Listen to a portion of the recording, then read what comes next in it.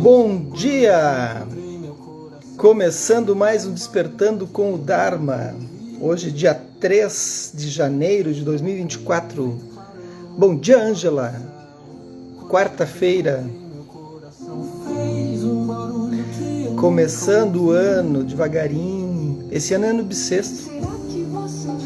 Temos mais um dia para ajustar a nossa vida. Eu nasci no ano bissexto. Bom dia, Grazi. Esse é o Bente e a Fernanda Takai. Quando o sol sumir.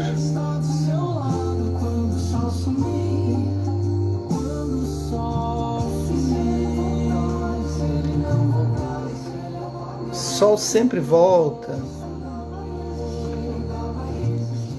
Retomando o Dharma devagar no ano.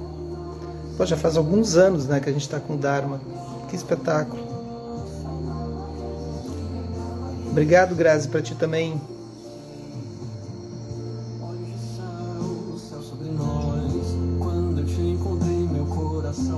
Vamos aguardar o pessoal chegar. O pessoal está acordando ainda. Ah, é recesso, né, ainda. Muita gente está de férias.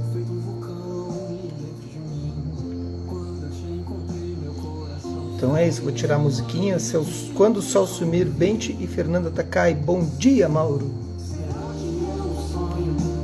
Fernanda Takai é uma fofa, né? Bom dia, Isis. Muito bem.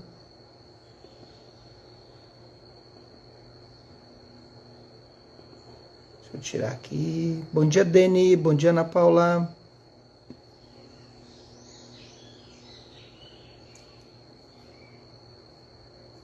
Bom dia, Ana Tereza. Bom dia, Rosali. Como vão?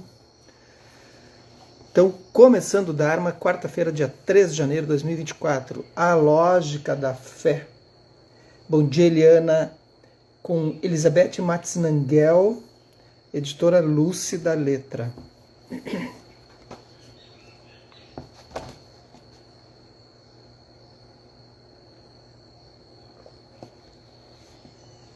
Hoje de manhã eu estava aqui sentado, já tinha respondido bom dia, Kátia. Era bem cedinho, madrugadinho, assim. E antes de olhar os meus e-mails e coisa, começar a responder, aí fiquei parado. Bom dia, mãe, tudo bem? Fiquei parado pensando, né? Fiquei o tempo tomando chimarrão, só contemplando, abrindo umas flores ali. É uma flor que é tipo a flor do jasmim, ela é branca, cheirosa, parece o jasmim, só que é uma flor é um falso gengibre, assim, dá uma haste longa de um metro e meio de altura, mais até, e com uma flor branca, com um cheirinho parece do jasmim, só que ela tem um cheiro específico, assim. Tem várias flores bem lindas. E uma flor que gosta muito, uma planta que gosta muito de lugares mais banhados, assim, né, mais molhados. Bom dia, Natalina, bom dia, Stanley. E fiquei contemplando aquilo, essa beleza que tem aqui, que é uma área verde, assim, né, aqui na minha frente, essa janelona de vidro, assim, uma área verde. Bom dia, Manu. E em silêncio, contemplando tudo isso, assim. E nada mais, apenas contemplando a beleza de tudo isso. E aí me dei conta de uma coisa, né? Tipo, como foi bom na minha vida eu ter encontrado o Dharma, né? Me veio assim na hora, assim. Como foi bom eu ter encontrado o budismo. Como isso me trouxe coisas boas, me trouxe de volta para mim, assim. Um lugar que eu tinha esquecido que existia, assim. Bom dia, nega. E também quantas pessoas se aproximaram, quantas pessoas chegaram, né? Quantas pessoas chegaram em mim, assim, por causa do Dharma, por causa do budismo, né? E se a gente se aproximou, se organizou num grupo, numa sangha, numa comunidade, ou pessoas só chegaram e conseguiram usufruir daquele ensinamento que eu pude passar e foi adiante. Bom dia, Conceição, como é que tu tá? E esse é muito legal, apenas por causa de um movimento, né? Em que teve um momento na minha vida que eu resolvi, disse, não, eu preciso encarar o budismo de forma forte, de forma consistente, de forma verdadeira, né? E aquilo respingou em muita gente. Estou falando isso porque ontem à noite eu orientei uma pessoa, já era tarde da noite, mas ela pediu uma orientação. E fiquei pensando, nossa, olha só, pessoas que eu conheço há mais de 20 anos, assim, retomando e pedindo ajuda. Olha, é muito legal isso, vocês não acham? Então, quando a gente encontra algo, bom dia, Mônica, que bom que está tudo bem, Conceição. Então, quando a gente encontra algo que é verdadeiro e que tem significado e que ele se expande como se expande o budismo, né? Porque tu nunca tem um fim no budismo, e quando tu encontra algo verdadeiro, eu acho que isso ressoa nas pessoas. Eu acho que é isso, assim. Eu tenho essa impressão, vocês não acham? Então é muito legal quando tu encontra algo que é de verdade, assim. Tem muitas outras pessoas que têm as suas verdades, outras crenças que têm verdades. Eu acho muito legal, muito legal. É isso, apenas uma digressão. Então nós paramos aqui. Parábolas como essa, então ontem ela falou sobre a parábola do... Não é uma parábola, quando o Buda explicou a vacuidade e alguns monges entenderam que a vacuidade era vazio, né, era só isso, era niilismo, e eles morreram com esse ensinamento. E aí ela falava sobre isso ontem. A Ana Teresa Barreto escreveu: o Dharma mudou minha vida. A maneira como lido com as pessoas e com as adversidades. A minha também. Total, assim, total. As coisas a vida que eu levo hoje não se compara, é outro movimento. É muito legal, muito bom de ver isso. Parábolas como essa emergiram à medida que o budismo se desenvolvia e florescia na Índia, e os ensinamentos sobre vacuidade ficavam mais explícitos e proeminentes. Alguns desses ensinamentos, como esse sobre os dois monges, debochavam de uma compreensão menos refinada ou parcial dos ensinamentos do Buda sobre interdependência.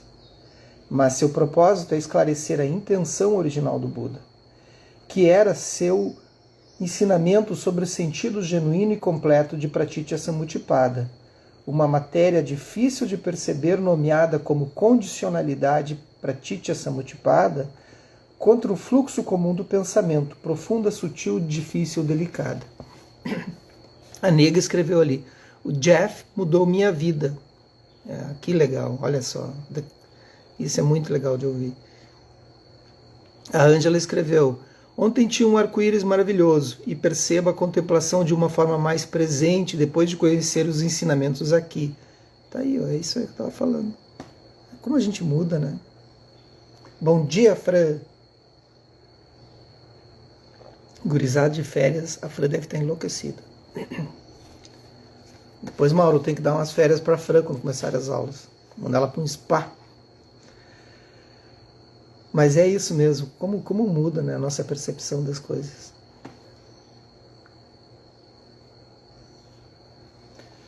A sabedoria da interdependência oferece proteção suprema contra o fundamentalismo.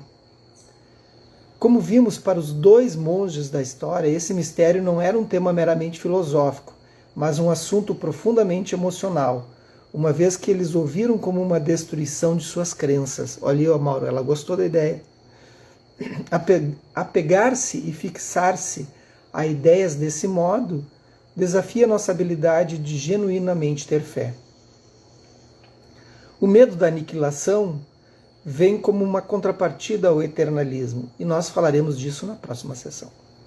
O que é muito bonito a respeito de Pratitya-Samuttipada, originação dependente, é que ainda que você não consiga localizar algo eterno e singular, e por conseguinte nenhuma ideia, crença ou ideologia jamais poderia ser eternamente verdadeira, tal insight não nega a existência do Deus para o qual você reza, nem despreza descobertas científicas, o azul do céu ou a sacralidade ou o poder de qualquer tradição. O mundo das relações é poderoso e efetivo, apesar de sua natureza ilusória. Para viver livremente na natureza da expressão interdependente, você não precisa desistir do mundo que experiencia. Você precisa desistir de se fixar à verdade. Isso aqui, vocês entenderam, gente? Isso aqui é assim, ó, tá tudo descrito aqui.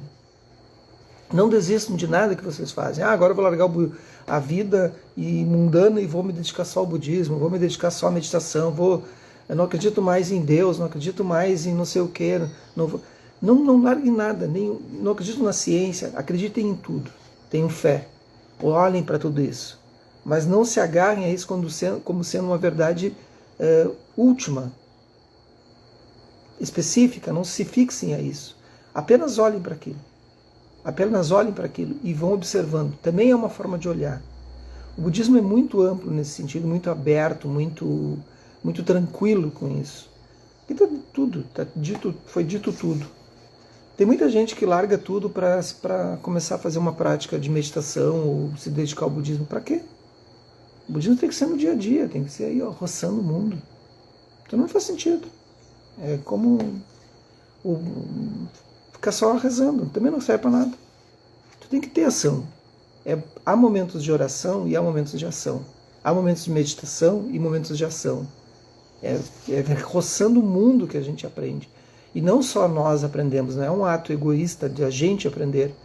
É roçando o mundo que os outros também aprendem conosco. E nós aprendemos com os outros. Eu falo isso porque eu vejo muito disso. Assim, vejo muito das pessoas largarem tudo para fazer as coisas. Eu acho tudo bem, mas eu acho desnecessário. Acho que é um tempo perdido. Niilismo, isso é tudo que existe, é novo subtítulo.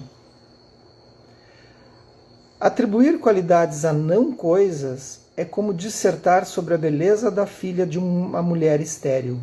Isso quem falou foi Chandrakirti. Vou perguntar-lhes uma coisa, diz a Elizabeth Nanguel aqui agora. Você já experimentou nada? Essa é a pergunta dela. Você já experimentou nada?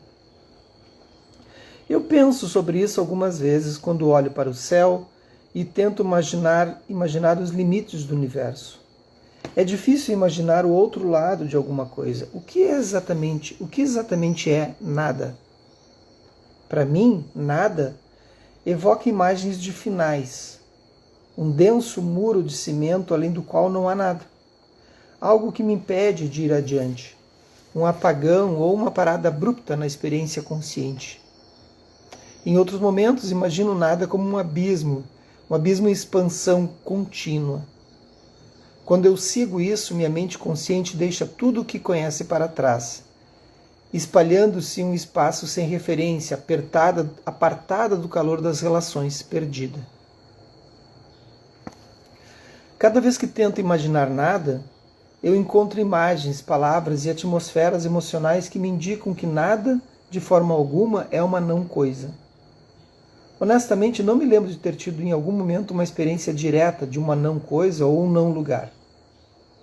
E eu suspeito que jamais terei, nem você.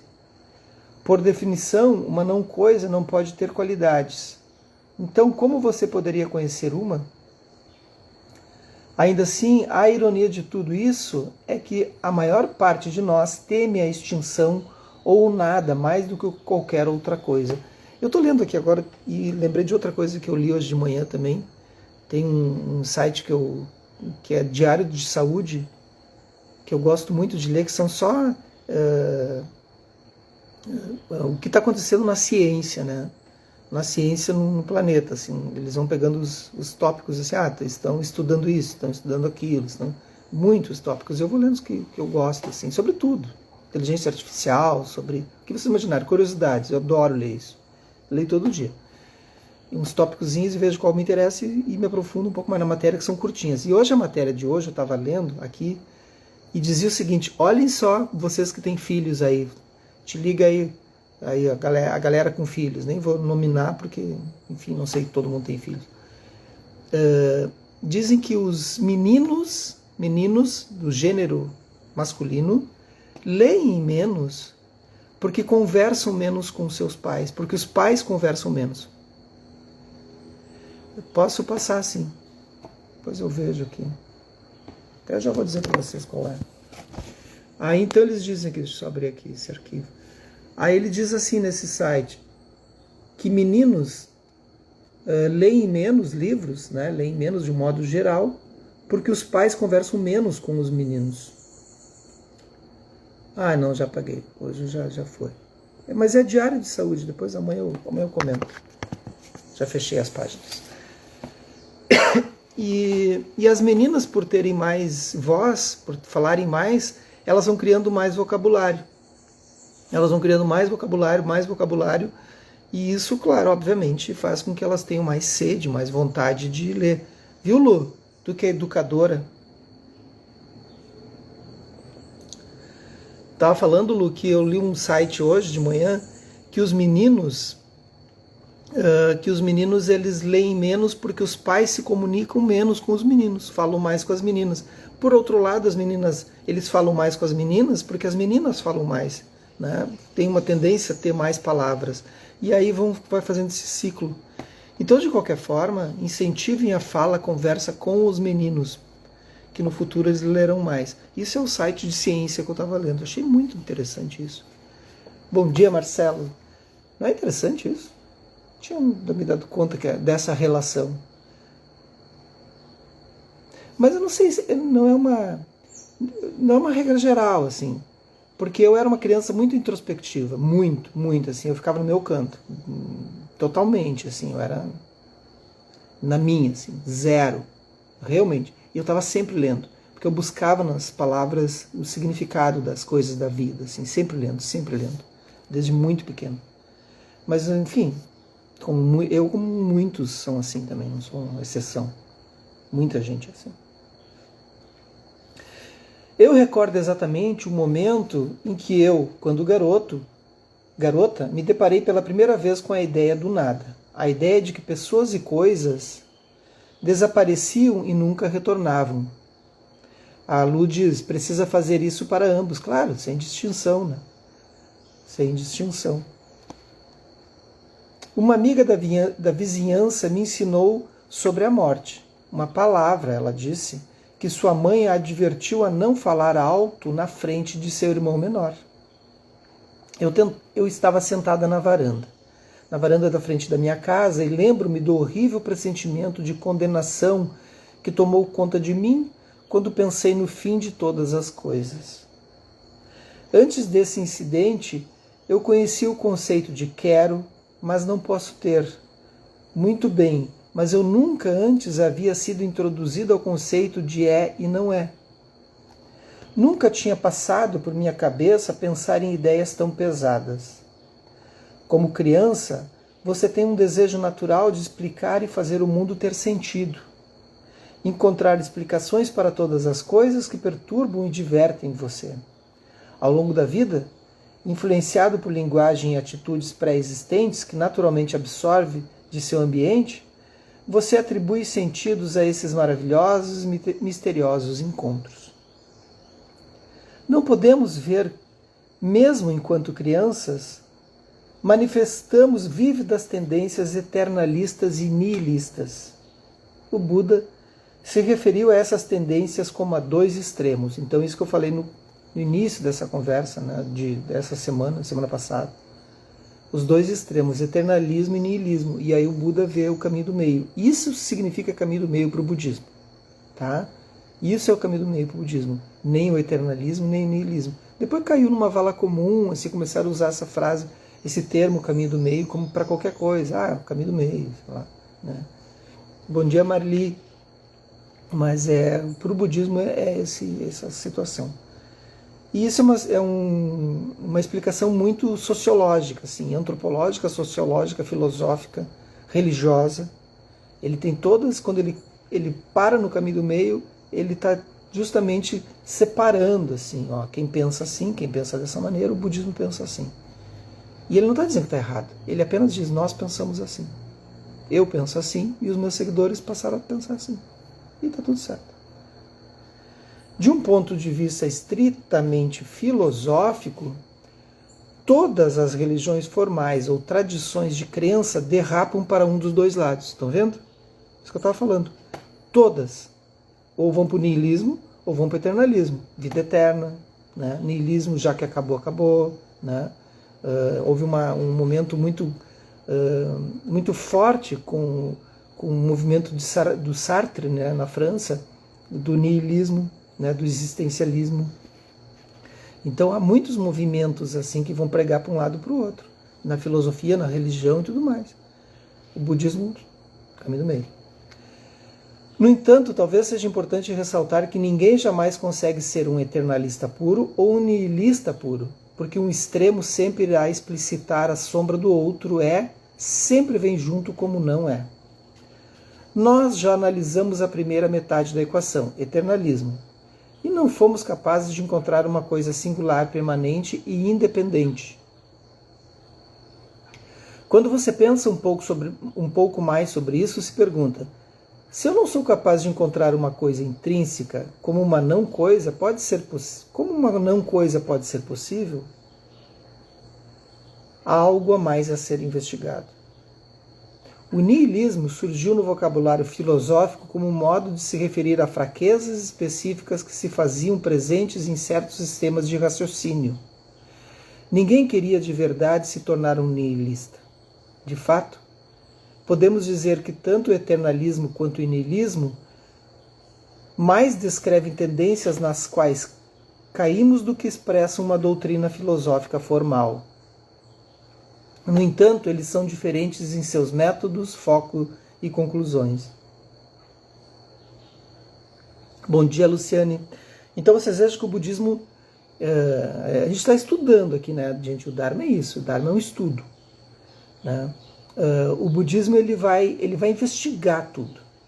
Os budistas são investigativos por natureza. Quem se dedica mesmo ao budismo são investigativos, são questionadores, né? A gente vai questionar tudo que existe. E questionar não significa que a gente não acredite no argumento das outras pessoas. O Buda já dizia isso, e aí a gente como budista segue o Buda, né? Ele dizia, argumentem. Se tu me provar que tal coisa faz sentido para mim, eu vou assumir aquilo como verdade. E, de fato, o budismo ele foi mudando ao longo dos tempos, porque foram sendo inseridos novos movimentos assim que faziam sentido, né? O budismo teve vários upgrades, assim, várias intervenções, assim, atualizações. O budismo é um app livre, tá? Ele é um app livre, em que todo mundo vai colocando coisas, retirando, é debatido, ele é colocado, essa confrontação, mas é um app livre. É diferente de uma religião católica, de uma religião budista, de um judeu, muçulmano, é muito diferente. Porque ali não tem modificações, não existe modificações, é aquilo que está dito. O budismo vai dizer, não, mas dito por quem? Dito de que forma? Por que a gente não vai investigar? E aí torna essa liberdade, essa beleza, eu acho muito legal. Acho muito legal. Não significa que as outras crenças, as outras religiões e filosofias não têm o seu valor. Sempre eu deixo claro isso. Porém, o budismo lida dessa maneira. Todas têm coisas maravilhosas.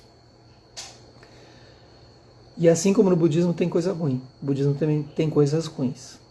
Já posso admitir. Se podemos resumir o eternalismo como fixar-se a coisas e ideias como verdades, o niilismo aparece quando essas crenças desabam e nada mais faz sentido. Então o niilismo é quando uma aproximação do niilismo na vida cotidiana, a depressão. A depressão é um alerta de que tu está entrando nesse nada mais faz sentido. Está entrando num lugar de abava, né? Em que a tua consciência ela deixa de fazer parte desse contexto geral, assim. Então, aí é uma forma. Quem já não teve depressão aqui? Todos nós, já de alguma maneira, né? Enquanto o eternalismo é um termo que descreve a convicção a respeito da existência, o niilismo nos assombra com a garantia da extinção e da separação de tudo o que mais amamos.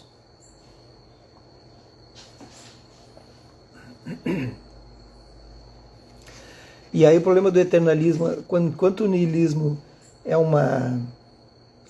a depressão pode nos deixar niilistas por alguns momentos, né, de nada mais faz sentido, trazendo para um aspecto mais emocional, para tentar entender o que é o niilismo, e tirando do filosófico.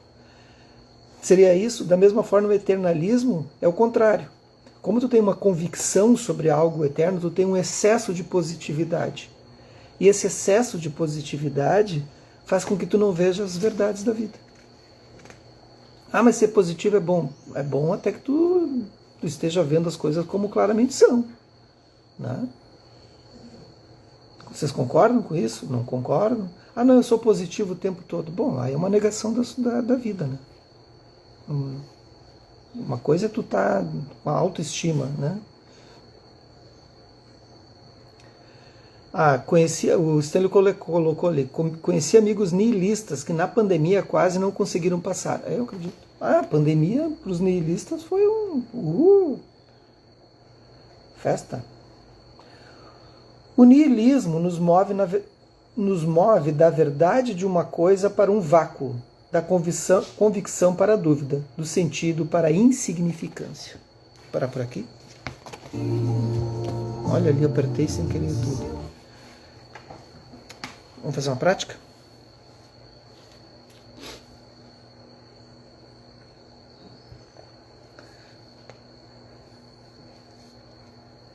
Então, onde vocês estiverem nesse momento,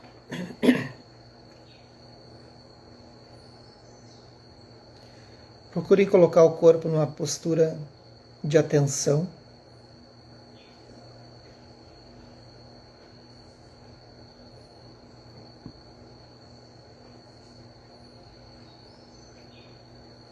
De presença.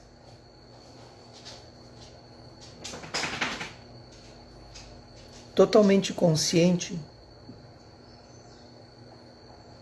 de tudo que se passa à sua volta.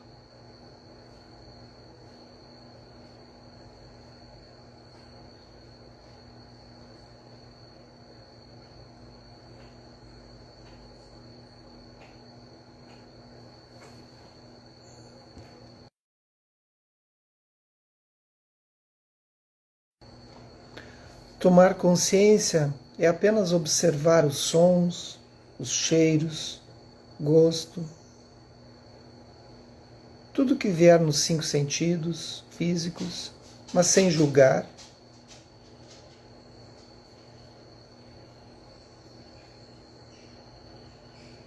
Tomar consciência das sensações do corpo, observando a temperatura,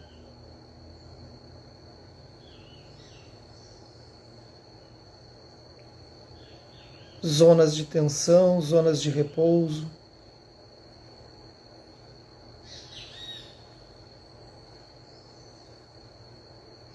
Novamente, sem alterar a experiência sentida no corpo. Não há necessidade de tentar relaxar. Apenas observe zonas de tensão, zonas de relaxamento.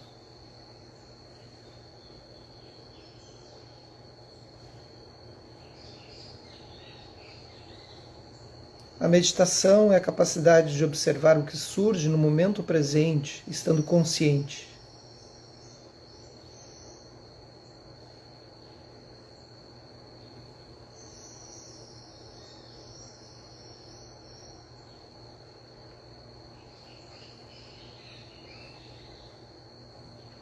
E aos poucos, quando a mente perde o interesse pelos 5 sentidos e pelo próprio corpo, talvez ela se volte aos pensamentos que estão surgindo, comece a olhar seus próprios pensamentos.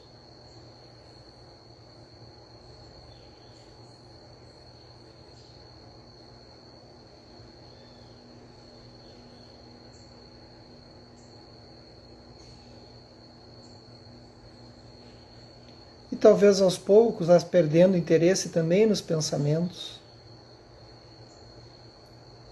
E pode ser que nesse momento você consiga se fixar na respiração.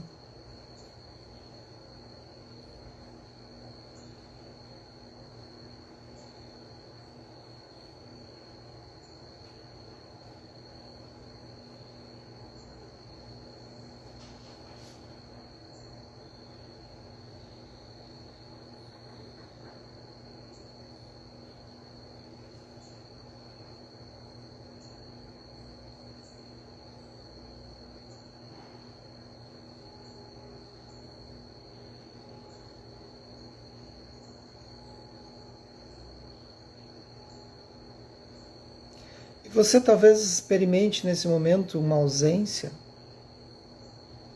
Talvez experimente.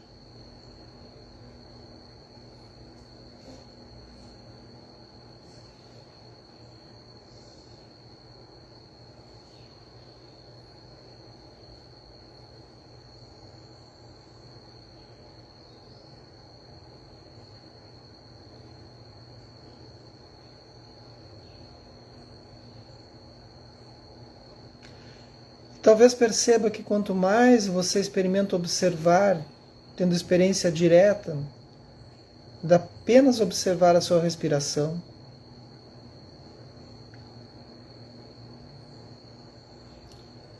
você percebe que seus pensamentos vão diminuindo, ou que você não se fixa mais a eles. Talvez você esqueça até as pequenas dores ou tensões do corpo, ou preocupações. Apenas observando o ato de respirar, de ir e vir da respiração.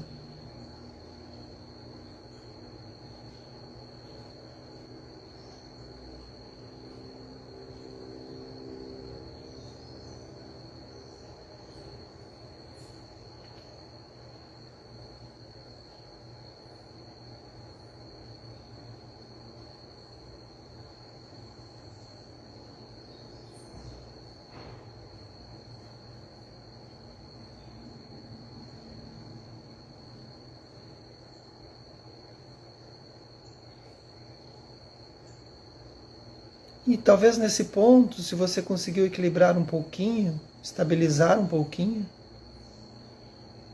você pode se perguntar, mas para onde foram as dores? Para onde foram os pensamentos, as preocupações? Como é possível?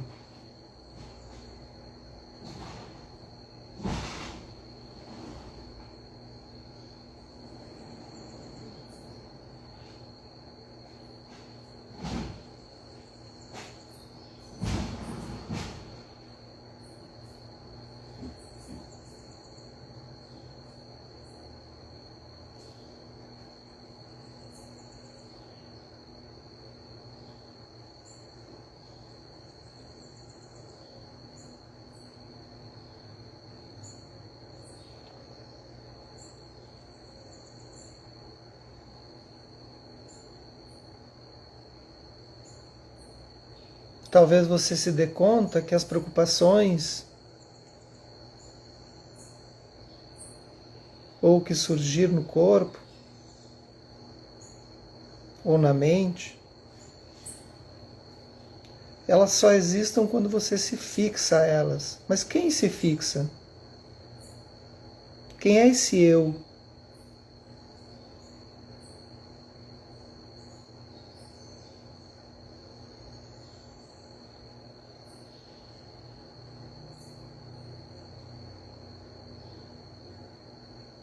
O que eu posso mudar frente a um problema, uma preocupação?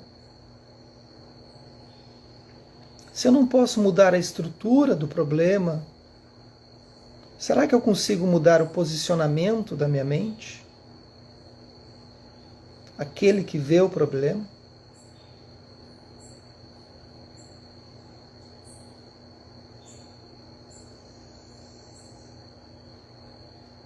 De quantos ângulos eu sou capaz de olhar? Faça uma inspiração profunda. Soltem. Façam pequenos movimentos, observando tudo à sua volta, sem pressa. Que os méritos desse nosso encontro, dessa nossa prática se expandam e toquem a todos, todas, e que nós possamos nos tornar um caminho iluminado.